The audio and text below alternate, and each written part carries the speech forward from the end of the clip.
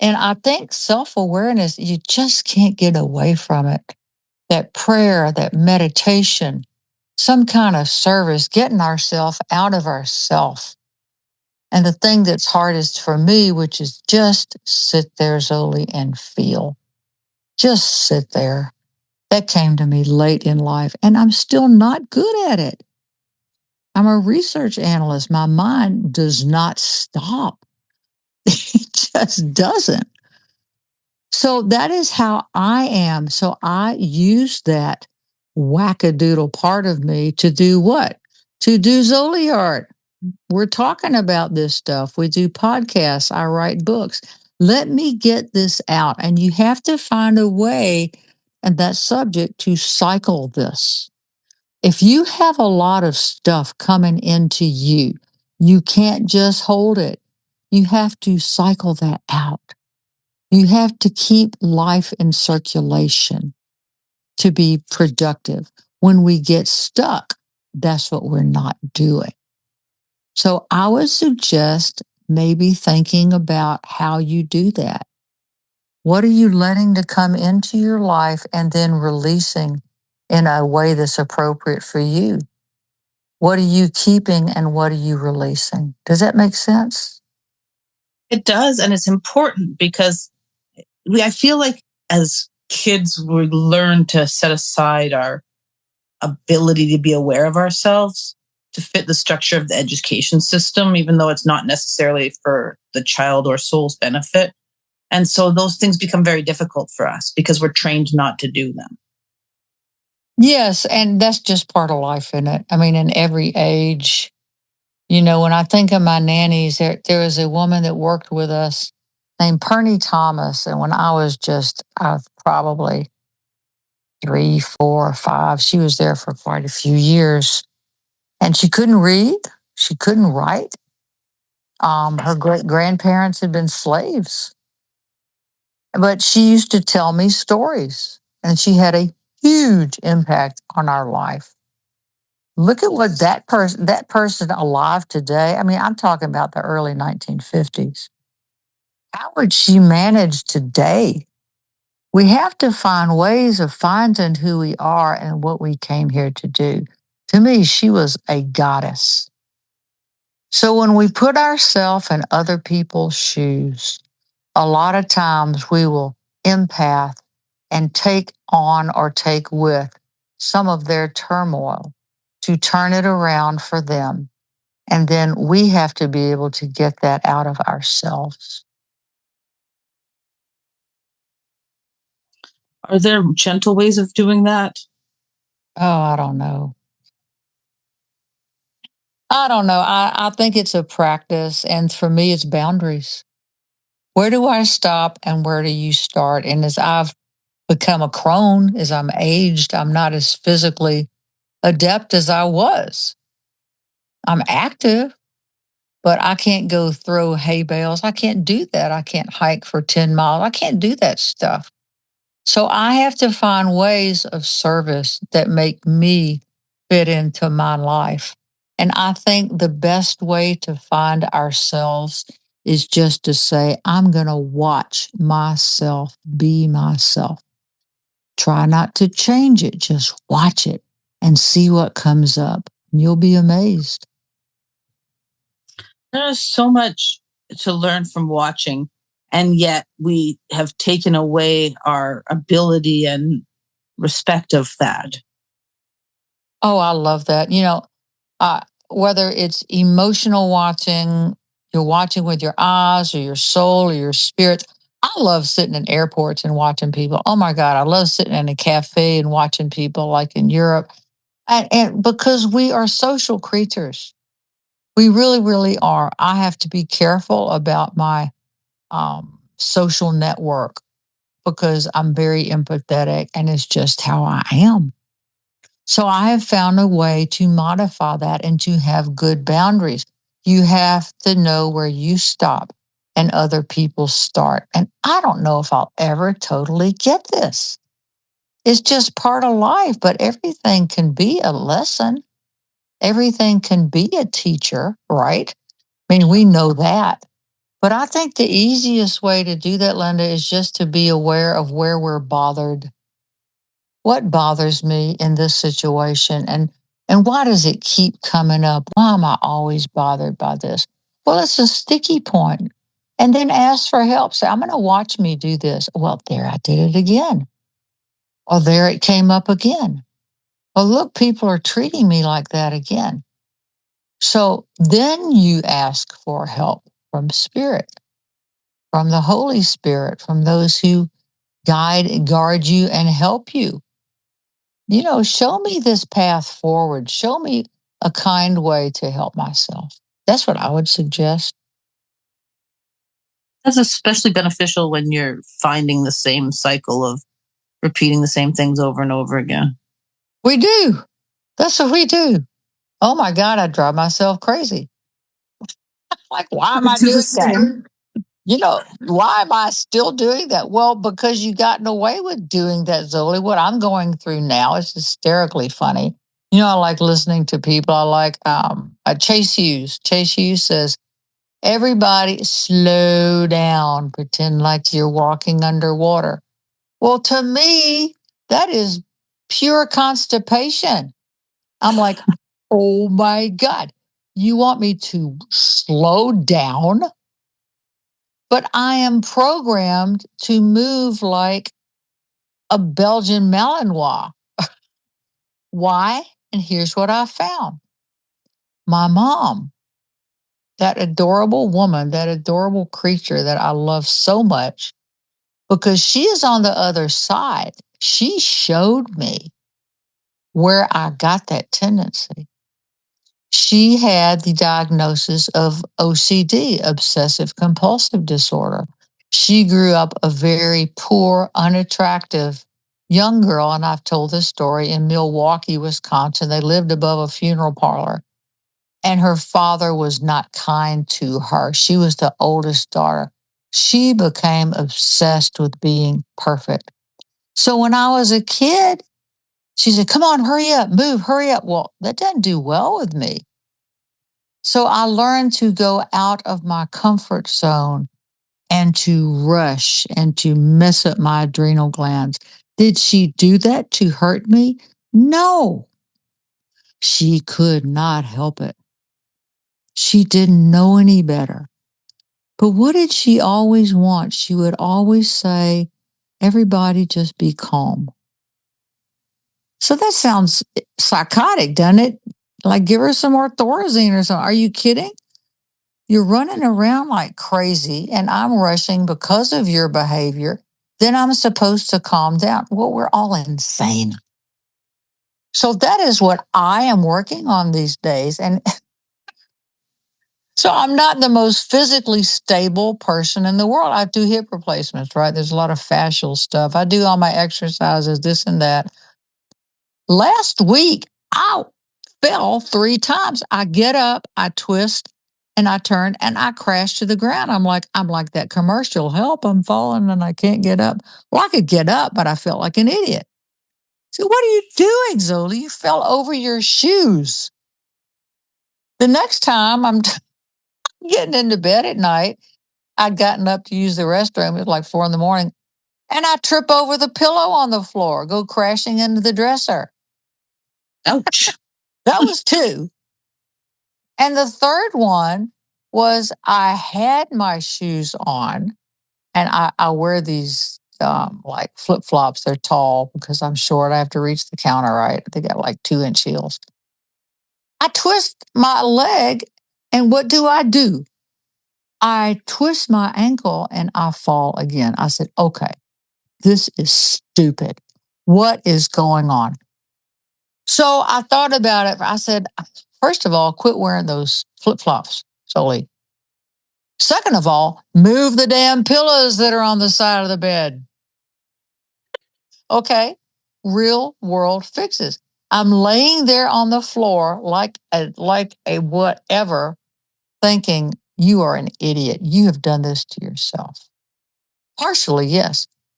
So the more I thought about it, I thought, now this is what you can think when weird stuff happens to you repetitively.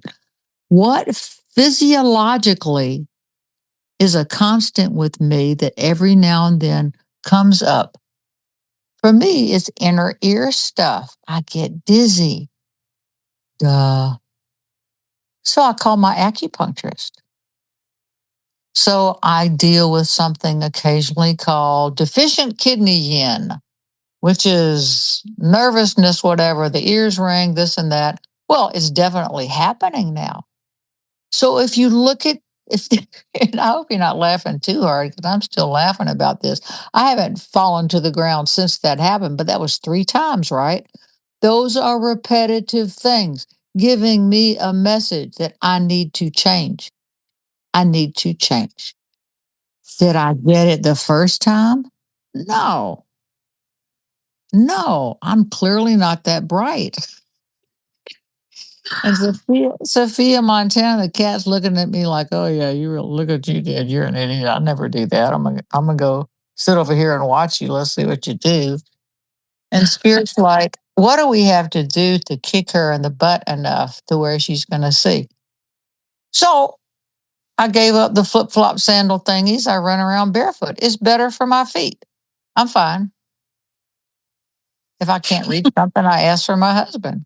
But it's another silly ass Zoe example of how to take these experiences when we're so frustrated and to do something about it. Now, here's something else I learned as I'm laying there on the floor. I watched myself feel sorry for myself. I watched myself go, oh my God, now what is this? This has happened again. What am I going to do? My life is now going to be different. And some spirit must have kicked me hard in the head, said, why, Zoli, are you letting the lowest part of yourself control everything else? Whoa, there's a change. That's a good Why? point. Think I've never thought about that, but think about that. When we get frustrated, we start picking all the low hanging fruit that we learned from childhood as defense mechanisms. If I could feel sorry for myself as a kid, I'd get dad's attention because he saw I was sad, right? So Right. it's programming. We constantly have to get in there and dig and pick and change things. And you do feel silly. So what? You get over it. So what?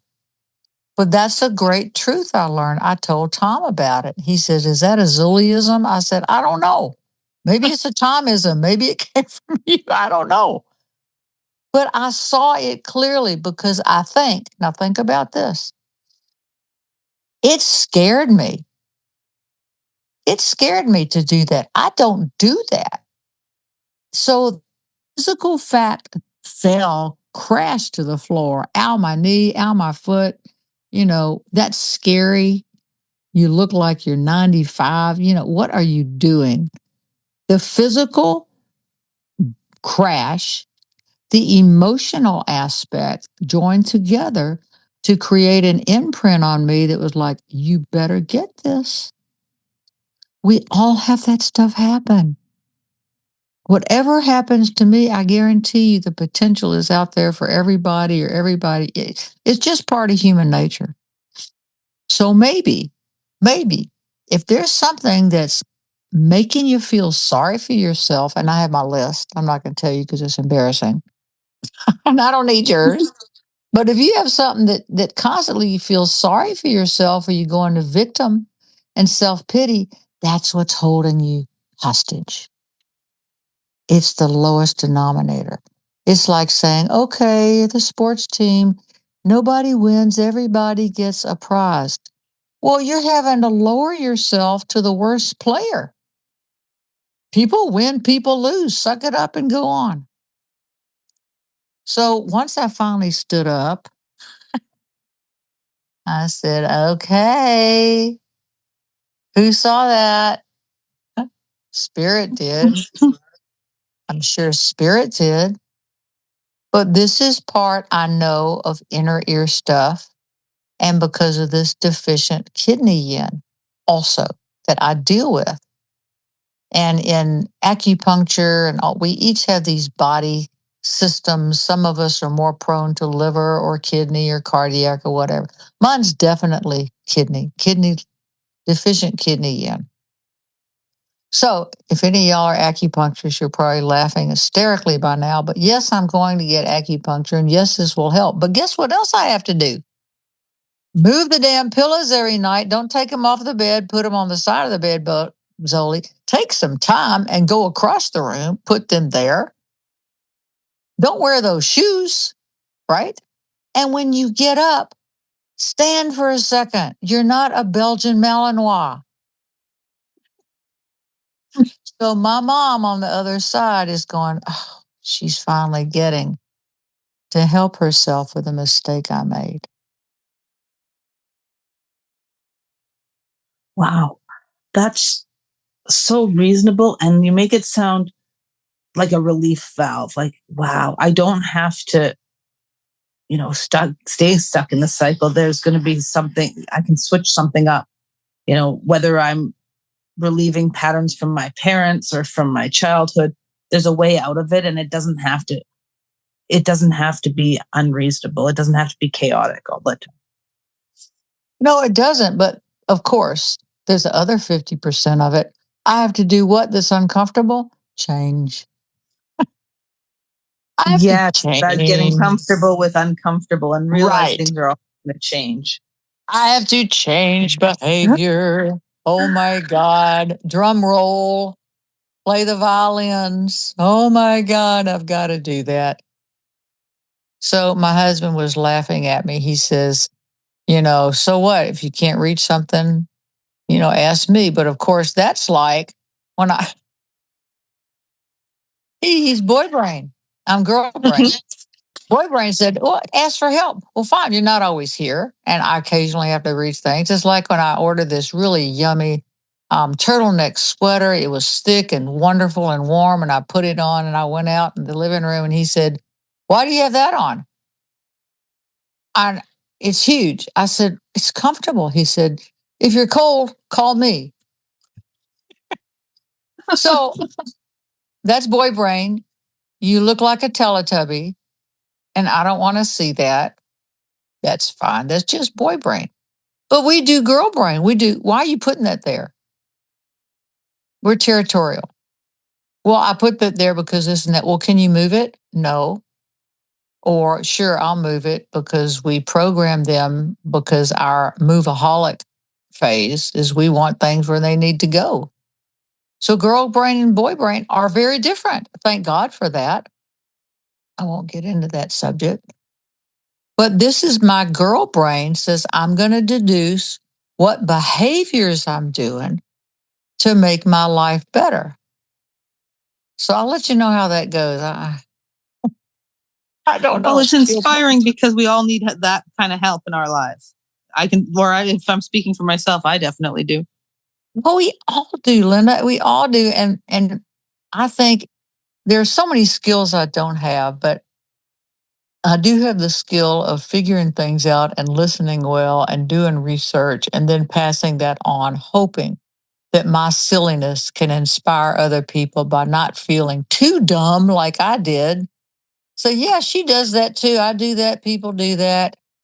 Egos they run our lives. I mean, it's what gets us up in the morning. It's not all bad, just not. But we also have this inner 8-year-old, this inner 2-year-old. We're all there all the time. Who's running the show? Who's running the show? And that's what drives me nuts. What part of me is running me right now? And when I get uncomfortable enough, I'll do something about it. When I'm hungry, my 2-year-old takes over. Well, yeah. I want what I want when I want it. And if I don't get it, I'm going to feel sorry. I'm going to manipulate. It's human nature. So we have to laugh at it and catch ourselves. Laughing at it is key because we need to lighten up on things, especially about ourselves. Well, I do. I can just be so damn serious. My husband is delightful. He's got a Gemini ascendant. He's hysterical. Oh my God. I have pictures of him and hanging off of the side of choppers with his M4 dangling his feet. And he's the only one, he's grinning like a possum. He is so having so much fun. If you say thank you for your service in the military, he's like, it was great. I loved it.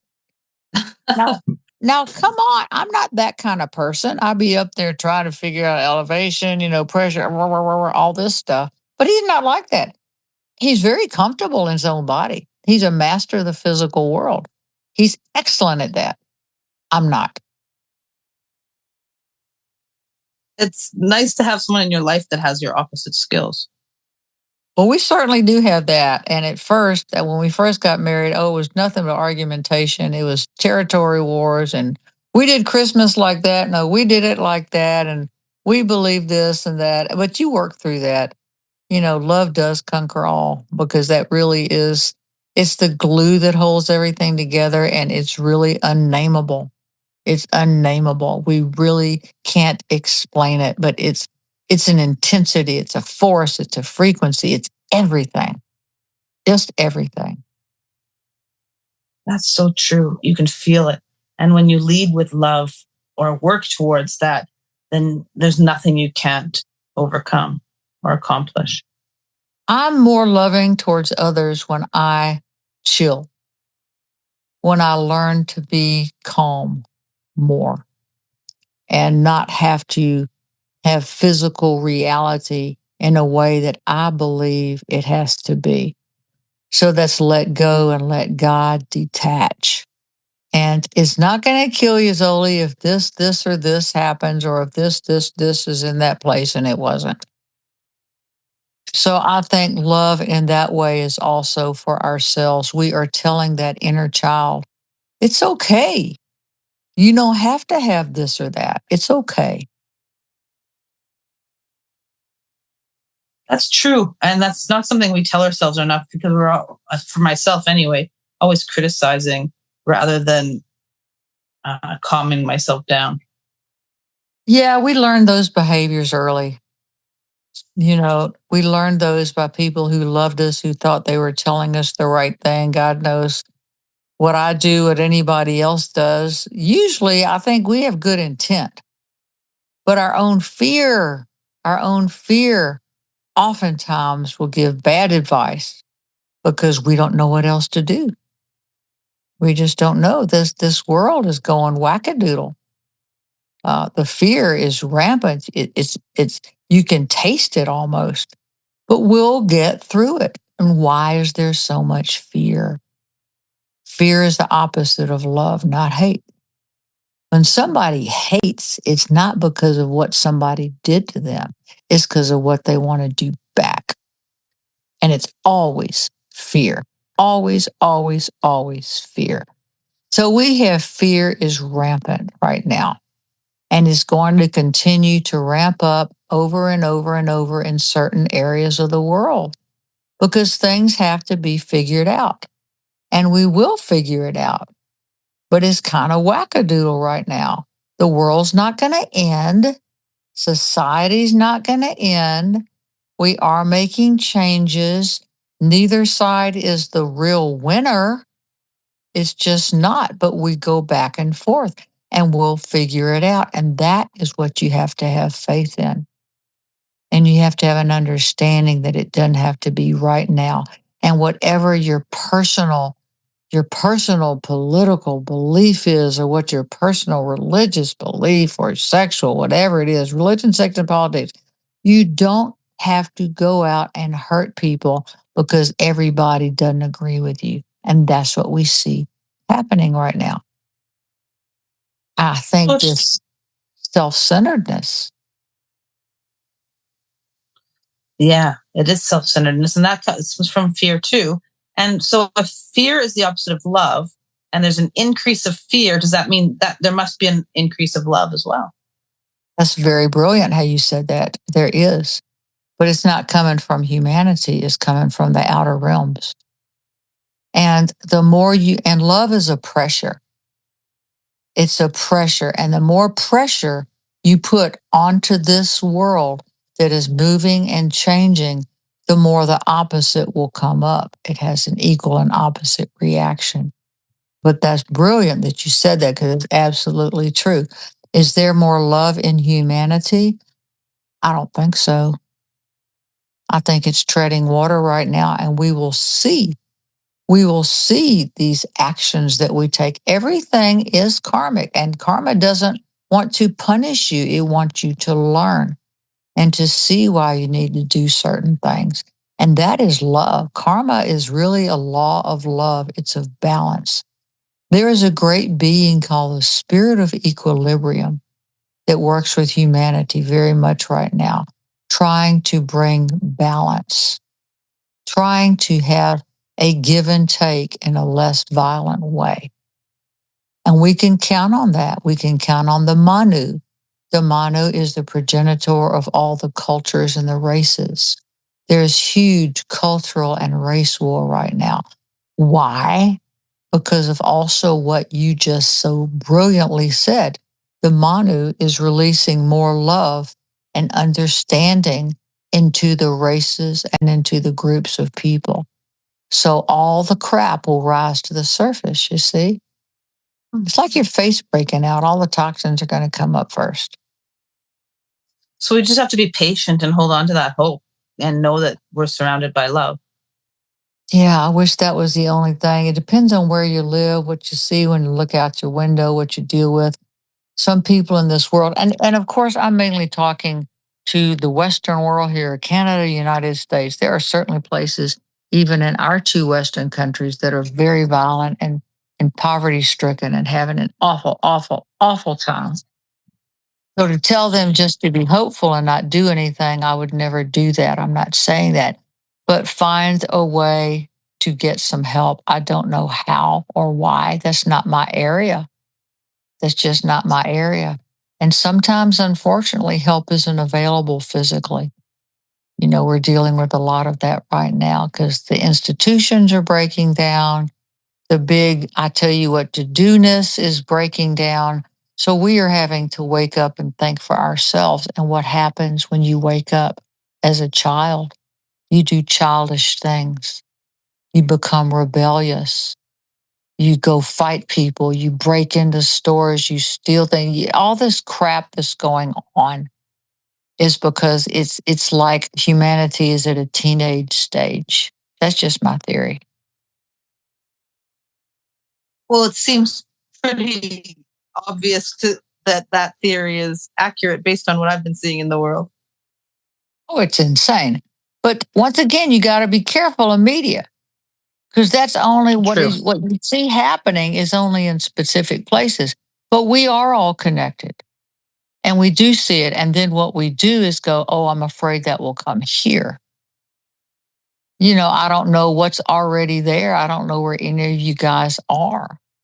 But I think one of the ways to help yourself is to look at what you can do on a daily basis to help your life, to help those around you, and in a way that has good boundaries.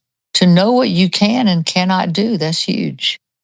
It is. It's a great place to start when everything feels overwhelming and hopeless. I have to say, a lot of times, you know, that's not for me. That's not mine. And because it's not mine, I can look at it and feel compassion. And I'm not one of these people. I don't just pray for everybody. I'm not like that. It's not my thing. I would suggest if someone wants to pray for everyone, there are ways of doing it, prayers for it. God bless you. Go into the East Indian temples doing pujas. There's certain ceremonies that help people. Prayer and meditation is huge. Prayer makes a huge difference in the world. But if you want to be specific with it, or if you want to be generalized, I don't know. It's a very personal thing. And I think your spirituality will guide you in that way.